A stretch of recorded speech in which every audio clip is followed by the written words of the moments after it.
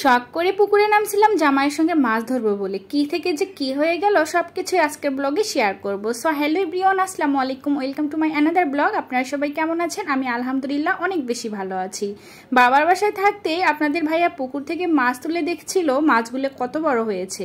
তো আমার তো ইচ্ছা ছিল পুকুর থেকে মাছ তুলে এবার চট্টগ্রামে নিয়ে যাব, কিন্তু আমি তো ছিলাম বাবার বাসায়, সেই জন্য কোনো মাছই আপনাদের ভাইয়া নাকি রাখেনি।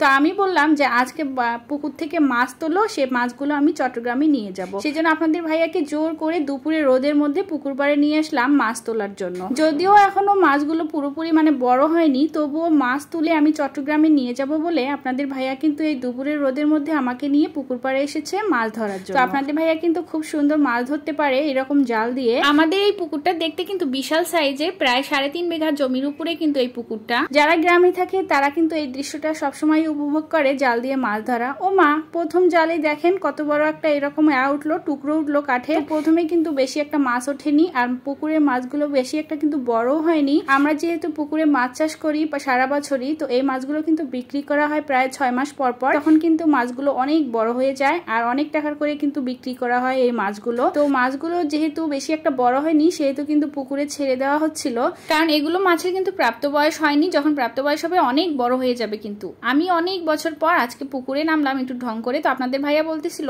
উঁচুতে দাঁড়াও, না হলে জালের বাড়ি খাবা। তো এর মধ্যে আমার ননদের ছেলে কি একটা কাণ্ড বাঁধাইলো, আমাকে এমন জোরে পুকুরের মধ্যে ধাক্কা মারছে, আমি তো অল্প থেকে পুকুরের মধ্যে পড়ে যাইনি। যাই হোক, একটু ভালোই লাগছিল, কারণ অনেক বছর পর পুকুরের পানির আভাস পেলাম। আমি তো যখন গ্রামে ছিলাম তখন পুকুরে প্রায় দিনই নামা হতো, বিয়ের আগে গোসল করতাম, বিয়ের পর পুকুরে একদিনও গোসল করা হয়। তো এবারের মতো কিন্তু আপনাদের ভাইয়া ফেল করলো, কারণ এবারেও কিন্তু বড় মাছ ধরা পড়েনি জালে। তো আমি সবগুলো ছোট মাছ পুকুরের মধ্যে ফেলে দিচ্ছিলাম, শুধু যেগুলো ছোট ছোট চিংড়ি মাছ ছিল আর দেশি পুঁটি ছিল সেগুলোই কিন্তু এখন ধরে ধরে বালতির মধ্যে রাখবো। এত শখ করে বালতিটা আনলাম যে অনেকগুলো মাছ ধরবে আমার জামাই, আর সেগুলো বালতির মধ্যে ভরে বাসায় গিয়ে কেটে আর চট্টগ্রামে নিয়ে যাব। কিন্তু সেটা তো হচ্ছে না, কিছুতেই আজকে জামাইয়ের ভাগ্যটা খুলতেছে না, বড় মাছ তো কিছুতেই উঠতেছে না। যাই হোক, আমার জামাই তো হাল ছাড়ার পাত্র নয়, সে কিন্তু সবসময় চেষ্টা করতে এসে যে কখন বড় মাছ জালের মধ্যে উঠবে। তো এইখানে জালটা আবার পরিষ্কার করে নিচ্ছে, জালের মধ্যে অনেক আগাছা আটকে ছিল, তো সেগুলো পরিষ্কার করে আবার কিন্তু আমরা এখন অন্য পাশে যাব। এই পাশটাতে নাকি অনেক ছায়া। তো আমার জামাই বলতেছে যেহেতু এখন রোদের দিন, এই ছায়ার মধ্যেই মাছগুলো নাকি ঘুমিয়ে আছে পানির নিচে।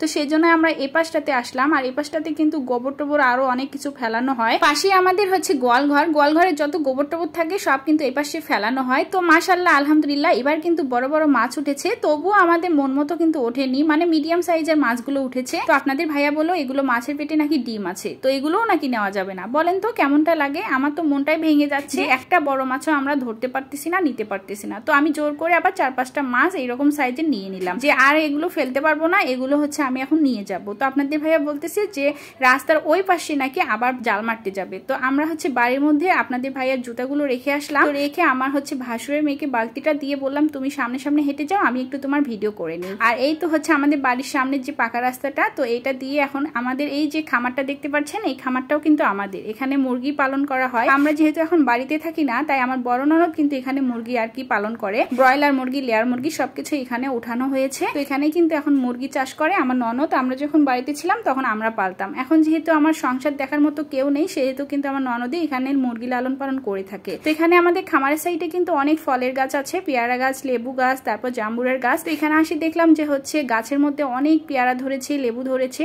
তো আমার শাশুড়ি আম্মা বললো যে আজকে তোমাকে অনেকগুলো পেয়ারা পেরে দেবো। তো আমার শাশুড়ি আম্মা সহ আমার ভাসুরের মেয়ে, আমার ভাস্তি সবাই মিলে কিন্তু গাছ থেকে পেয়ারা পেরে দিচ্ছে, আর আমি একটু ভিডিও করে নিলাম। আর আপনাদের ভাইয়া কিন্তু এখনো জাল মারতেছে পুকুরে মাছ তোলার জন্য। তো পুকুরে এই সাইডে এসে দেখি আমার জায়েরা এখানে বসে খড়ি কাটতেছে। খড়ি বলতে এই তো ডালপালা যেগুলো গাছের হয় না, আসলে মাটি চুলায় রান্না করার জন্য এই ডালপালাগুলোই কিন্তু আমরা ব্যবহার করে থাকি গ্রামে। ওনাদের সাথে আবার আমি একটু হাসি মস্করা করে নিলাম। এর মধ্যে আপনাদের ভাইয়া এসে আবার তাদের ভাবির সঙ্গে অনেক বেশি হাসি মস্করা করতেছিল। তো আজকের মতো এই পর্যন্তই, আল্লাহ হাফেজ।